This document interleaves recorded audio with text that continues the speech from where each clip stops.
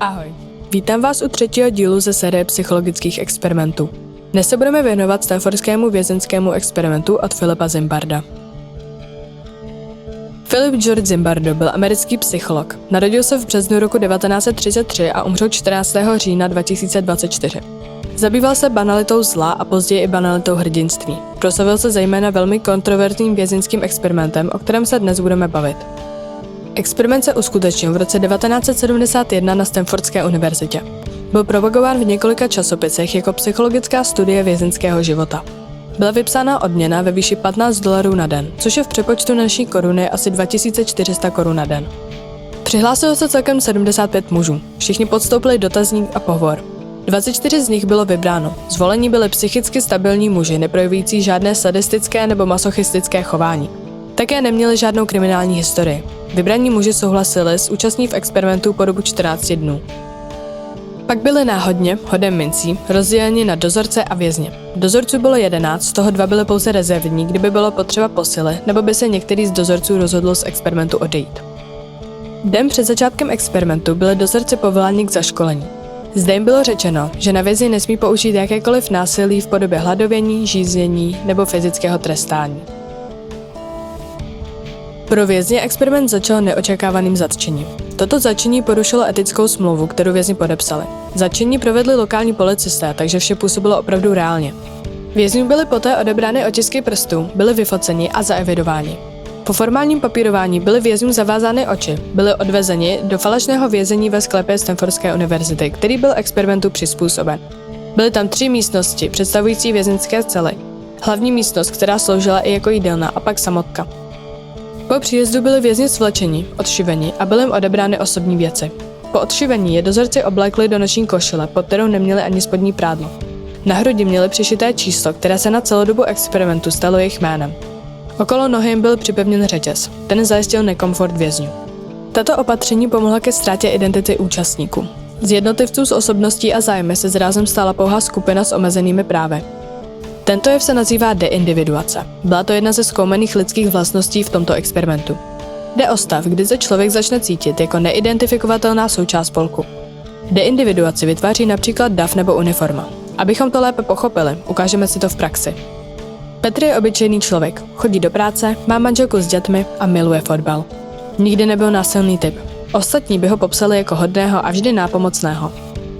V pátek vyrazil na fotbalový zápas svého oblíbeného týmu. Vzhledem k tomu, že je opravdu vášnivý fanoušek, nezapomněl na týmový merch v podobě šály a trička a také si na obličej namaloval barvy týmu. Místo měl ve středu kotle. Jeho tým prohrál. Rozuření fanoušci vyšli do ulic, kde se střetli s fanoušky výherního týmu. Došlo k potyčce a Petr se dostal do sporu s fanouškem druhého týmu a zmlátil ho. Nebyl pod vlivem žádných návykových látek. Pojďme si to tedy rozebrat. Petr by nikdy nešel po ulici a někoho nezmlátil, i kdyby zjistil, že je to fanoušek týmu, který zrovna porazil jeho oblíbený tým. K tomuto aktu pomohlo hned několik vlivů. Jako první to byl vliv davu. Najednou nad sebou nepřemýšlí jako nad Petrem, otcem a manželem, ale jako nad částí velkého celku fanoušků. Pomohl i vliv masky v podobě merče. Oblečení, se kterým se Petr ve svém běžném životě nestotožňuje, a barvy na obličeji mu pomohly se odprostit od sebe samého. Není to jedinečný Petr, je to jeden ze 100 fanoušků fotbalu. Dozorci byli rozděleni na ranní, odpolední a noční službu. Na každé směně byli po 3 a trvala 8 hodin. Mezi službami chodili domů. Byli oblečeni do béžové uniformy, na krku měli píšťalku, měli zrcadlové sluneční brýle, aby jim nebylo vidět do očí, a za opaskem nosili obušek. Jak jsem již zmiňovala, násilí na vězních měli přísně zakázané. Obušek nosili pouze pro vytvoření strachu a respektu u vězňů. Vězni na rozdíl od strážců domů nechodili. Celý experiment strávili ve sklepě Stanfordské univerzity. Je důležité ale zmínit, že právo na odchod z experimentu měli. Zimbardo a celý jeho tým byli v době experimentu za polopropustným zrcadlem a celému dění pečlivě nahlíželi. Některé části natáčeli a zvuk nahrávali konzistentně. Ze všeho si dělali poznámky. První den experimentu byl poměrně klidný. Dozorci tak věřili, že vězni budou spolupracovat celou dobu. Už v prvních hodinách experimentu se participanti zžili s jejich nově přiřazenými rolemi.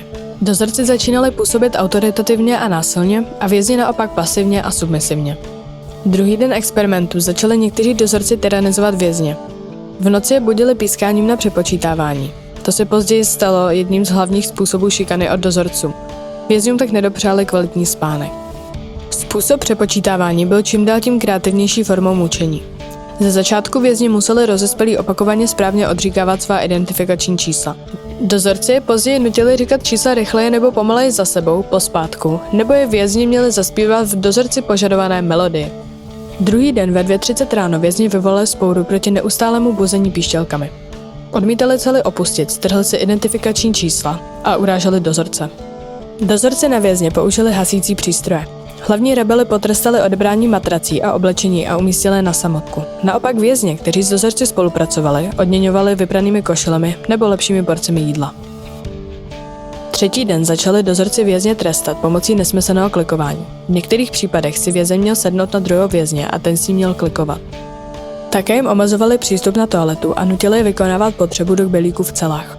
Další ponižující úkol byl třeba úklid toalet holýma rukama. Neúspěšná vzpoura vězňů dovedla mnohé k úzkostem.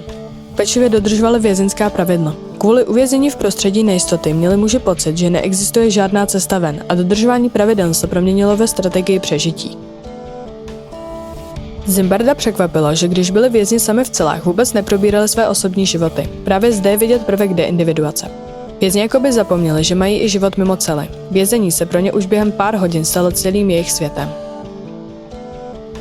Prvním účastníkem, který experiment opustil, byl vězeň s číslem 8612. Jmenoval se Douglas Corpy. Po pouhých 36 hodinách u něj došlo k emocionálnímu zhroucení. Nekontrolovaně plakal, měl zmatené myšlení a záchvaty vzteku. Zimbardo ho přesvědčoval, aby zůstal, ale vězňův stav byl natolik špatný, že ho Zimbardo nakonec propustil. Třetí den se zhroutil další vězeň s číslem 819, který byl také propuštěn. Čtvrtý den byl vyhrazen pro návštěvy rodin. Rodiče byli stavem svých synů znepokojeni. Někteří si přišli i stěžovat k Zimbardovi, ale ten jen manipulativně uklidňoval.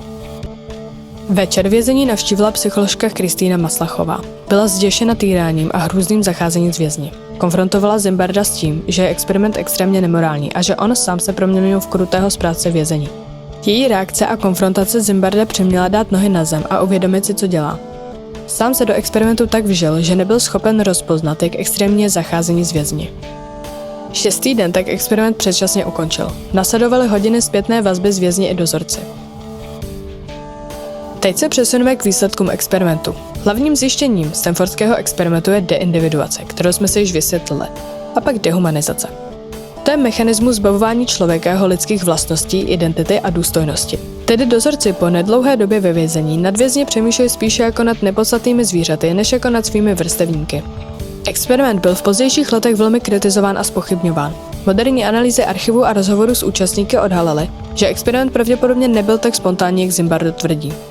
Zimbardo a jeho tým aktivně dozorce povzbuzovali k tvrdému jednání. Nebylo to tedy tak, že by se dozorci začali chovat tak extrémně sadisticky sami od sebe kvůli své roli.